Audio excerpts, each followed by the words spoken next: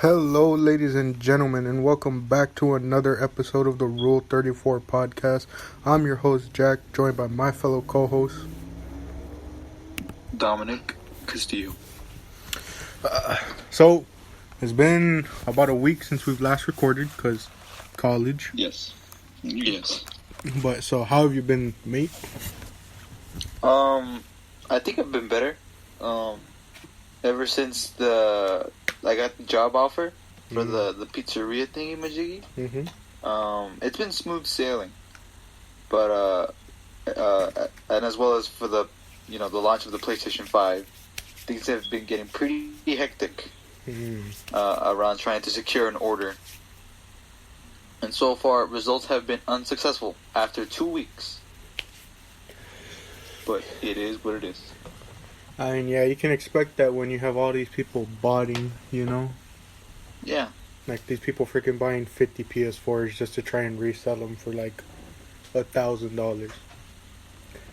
And the sad part is, it's not the fact that these people are wasting their lives doing stuff like that, but the sad part is people actually end up buying it. Yeah, that's the unfortunate bit. I mean, it's because I think people just don't want to give in to buying a PlayStation 4 higher than its market price, but since people want it from day one, and some people might have the money, but also become desperate, they have to they subdue themselves to the higher prices. Yeah, which is the unfortunate bit. Yeah, I think we can all agree resellers are some of the worst people on this earth. Yeah, true. Like, there's hustling, and then there's freaking, using bots and stuff, and freaking making sure that you, get all the supplies within, the first minute of it dropping, and then freaking trying to sell all of it for, more. Exactly. Have you seen that? There was this one Twitter thread where this one person bought I don't know 100 PlayStation 5s, and he was selling each for $100, but everyone started hating him to the point where we had to delete the tweet. Wow. I did not see that one. I did see the one, I don't know if you saw this one, where it was a reseller, they were talking about how bad resellers were, and the guy commented, and he was he posted a picture of him with at least 50 PS5s, and he was like, oh, hit me up for how much, and it was obviously exaggerated sales, he was trying to sell them for 1,000 each, and then the digital versions instead of the disc versions for 1,300 and stuff. And he was hit me up, and then another guy replied with his address. And he was I'm gonna get him for free. And then he ends up replying again going, oh wait, sorry, that was the wrong address, here's your real one. I was dang, man. I'm I didn't know people took it that seriously, But again, it's getting, like you said, it's getting hectic with people trying to secure the PS5s. Yeah, that's true. But I think it's even worse when people take advantage of it for clout, just to gain. Oh yeah, did you see the guy who smashed the PS5 on the floor? Yeah. So to the viewers who don't know, there was this one person who was able to purchase a PlayStation 5, which is super rare to get these days because of the bots, of course. And then he just simply went out in public just to open up the PlayStation 5, and just smash it. Not everyone gets to get it, and he just gets one out of luck, and he just decides to smash it in public just for a bit of fame. Mm-hmm. I mean, that's his money wasted too. Hated on him. Exactly, it's just made money wasted, and he didn't really get anything out of it. Yeah, I mean, well, it's funny. I haven't heard anything about the Xboxes. I've heard some of the Xboxes are somewhat kind of having the same issue. Yeah. But at the same time, it's not at the level that the PS5 is at. Yeah. Which I think is just crazy. You would have thought it would be for both consoles, but really, all you're hearing about is people not being able to get the PS5. That's true. I mean, it's the same thing, I think it's just its overall popularity as compared to the other regions. Of course, in the United States, the Xbox is super popular, but, as compared to, let's say in Japan, where only a fraction of Xboxes are sold over there, So I would assume there's there's a bit more inventory, in stock as compared to the PlayStation 5, where it's released over here in the United States, but it's also super popular in Japan because Sony is a Japanese company. Yeah. So it gets sold out more often. Yeah, true. It seems like every company is under hot water. Well, not Xbox, but Sony is out here with their PS5 and the issues of the botters, seeing on them. Nintendo's recently come under fire for so I don't know if obviously there's tournaments for almost like every game, but Smash Bros for the most part has a lot of tournaments. And so this is going to tie into this is going to somewhat tie into what we're going to talk about today, but a lot of content creators are getting really mad at Nintendo because one of the more popular Smash Bros games is Super Smash Bros Melee, which came out on the GameCube. Now, the GameCube is super old, and a lot of the technology, it uses is super old, Like, I saw someone saying, like, the game itself is pretty much, it's not being reproduced. A lot of the TVs you need to play the game is not being, reproduced, A lot of the wirings that you need for the GameCube are not massively reproduced. And there's a lot of issues about this because they recently were going to hold a tournament for Melee, which they've done in the past. But they were going to use, I don't know how to describe it.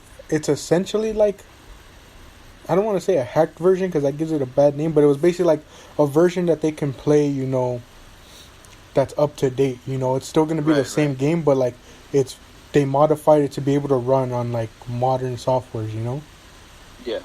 And Nintendo recently shut down the whole tournament and stuff because, I get it, it's their game and stuff, but they recently come under fire because it's one of their most popular games. The reason it's a reason why a lot of people play it, and the only reason they came up with this hacked version, you can say, is just because, again, like I said, it's not being massively reproduced. What are the chances that a tournament can have a GameCube that can run at the speeds they need it to? Right. But so yeah, Nintendo's been under fire for that recently. Not only that, for Nintendo, have you heard about the fact that the most fan games that are created using Nintendo assets are just annihilated by Nintendo? Yeah, Nintendo, they take their stuff very seriously. So many games have gotten cease and what is it? Cease and desist? Orders. Yeah, cease and desist orders. Yeah. Yeah, that's what happened with the tournament and their game. A lot of times they'll do that when you just simply have one of their characters in a game, which is surprising because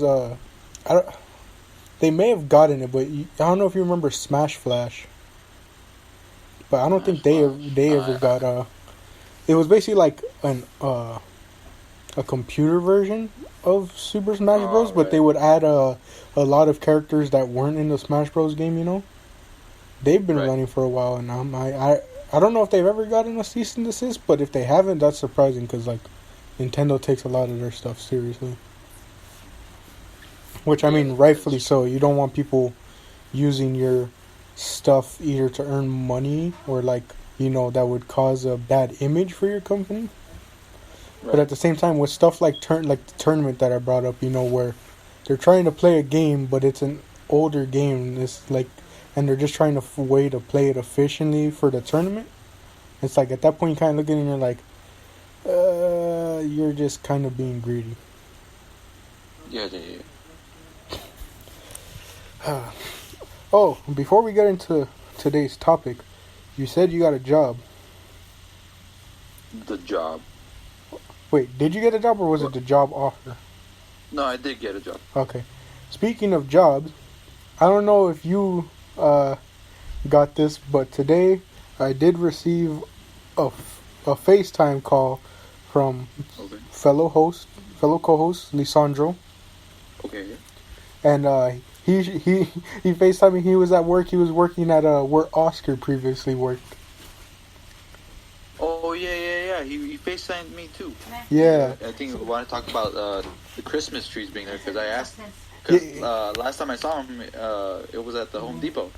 Yeah. I saw him there. It was crazy.